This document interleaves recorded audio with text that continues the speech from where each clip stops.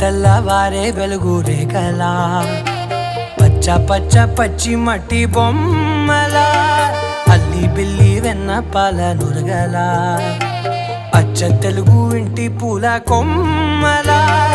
దేవదేవుడే పంపగా ఇలా దేవతే మా ఇంట అడుగే పెట్టెనంట బ్రహ్మ కళ్ళలో కాంతులే మా అమ్మలా మా కోసం మళ్ళీ లాలి పాడేనంట.